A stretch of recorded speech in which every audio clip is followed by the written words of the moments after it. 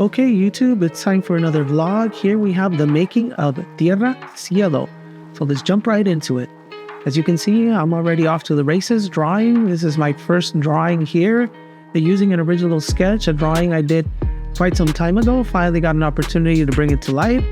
So as you can see, I'm basically just creating a forest using different layers to eventually animate it. It's an imaginary kingdom that I created. I imagine this kingdom next to the coastside. You'll notice the ocean eventually, and that's why the trees and all the foliage are going to be moving back and forth, as I imagine that there's a lot of wind and currents right next to the seaside. So let's get started.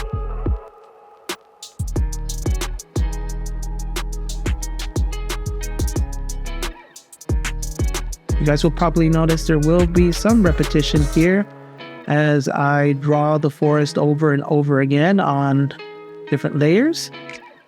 So if I go silent, I think you guys can also learn from what I'm doing if you're a visual learner. If not, if you have any questions, don't forget to put those in the comments below.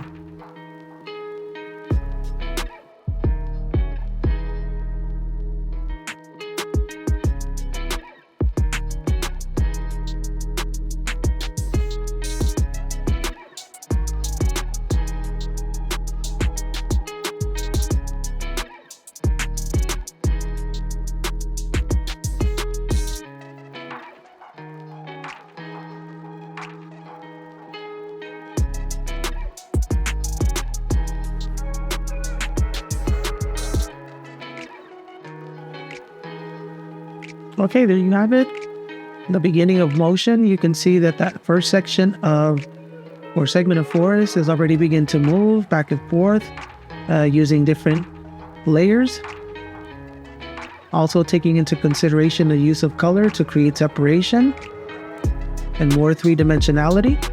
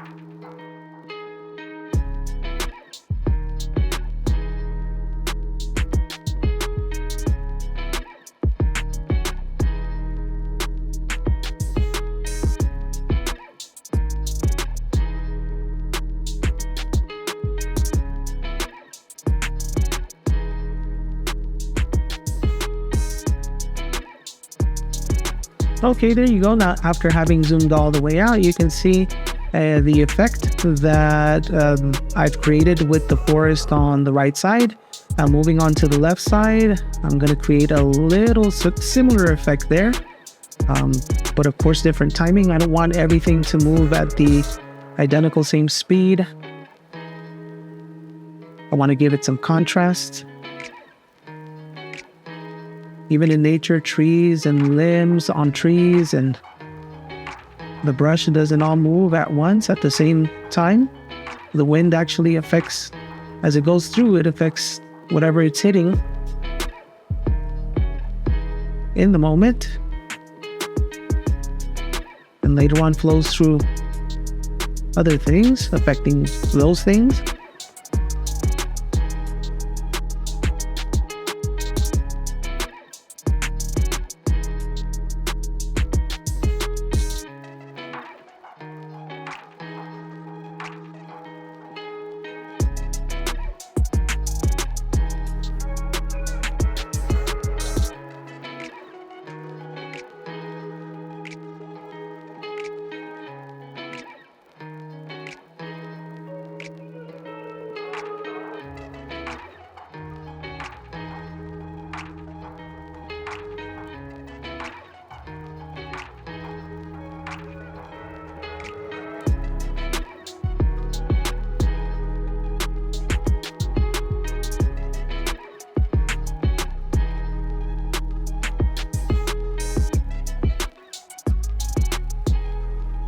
And here you go. Now you can see the forest as a whole, kind of jiggling back and forth.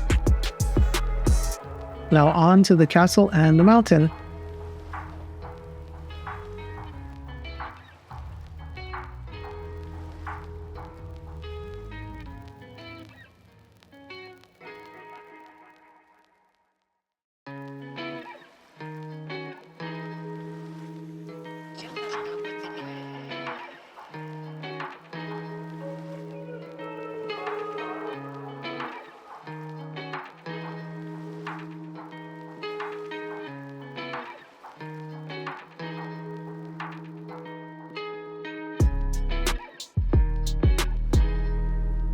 Now, while working on the castle, you guys are going to see me using different tools, like the line tool, the circle tool, and obviously some freehand as well. Certain parts I wanted them to come out a little more exact, so I used the tools there, but since there's certain areas of the castle that I imagine being a little run down or even destroyed a little or weathered with time, I decided to do those areas freehand.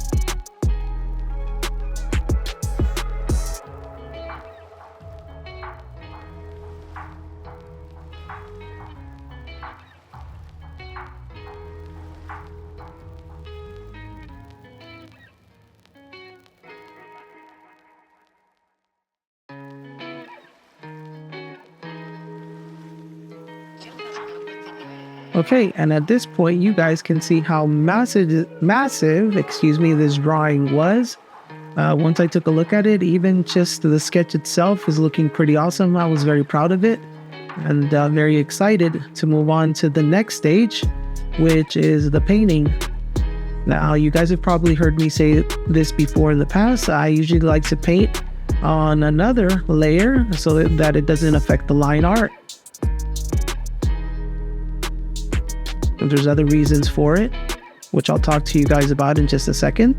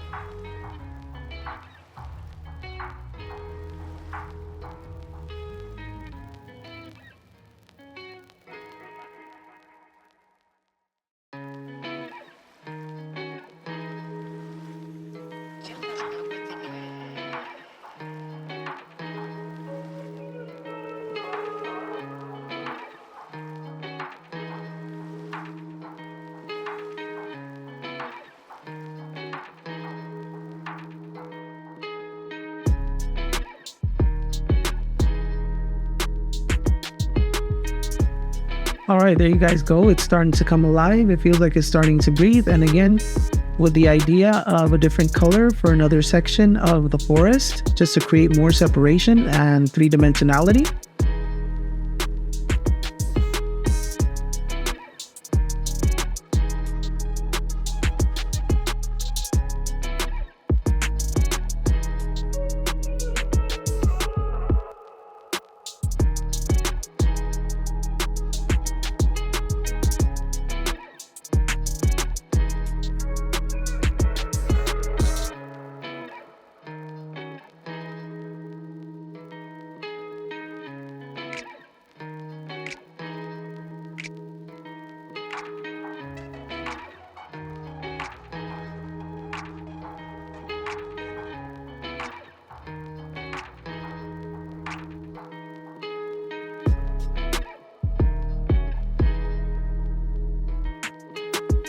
Now, going back to that thing I mentioned earlier about coloring or painting on a separate layer, if you guys will notice, I like to do that because that way I don't have to paint or draw absolutely every single part of every single cell. That'll fatigue my hands and I'll be pretty tired by the end of this project.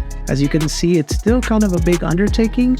And so normally what I'll do is I'll have a separate layer where I'll do my painting, and as I shift from drawing to drawing, I'll just fill in the blanks wherever the forest itself has shifted, and or erase around the edges if it's outside of the edges, and do my cleanup there rather than just paint or color the entire thing, which saves me from hand fatigue and a lot of extra work.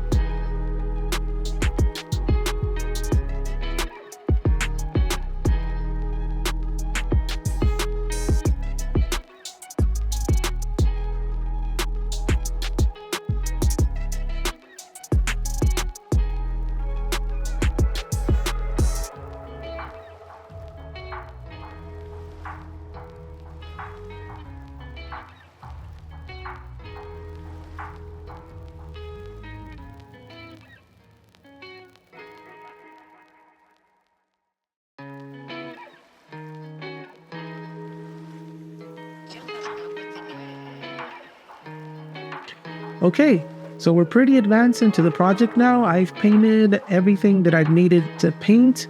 I think at this stage, I'm pretty much done with the forest. As you could see, I'm starting to add water effects. You could see the ocean on the right side, but kind of going around, creating this river that flows to the left side and then forks around again. Usually I will use the TV Paint emulator for the sun, but it happened to work pretty well for this project. If you take a look at the sun in the water, it's actually warping and shifting according to how the water is moving, which I thought looked pretty cool. I did that with the warp tool. And we have this massive wave crashing on the rocks on the right hand side.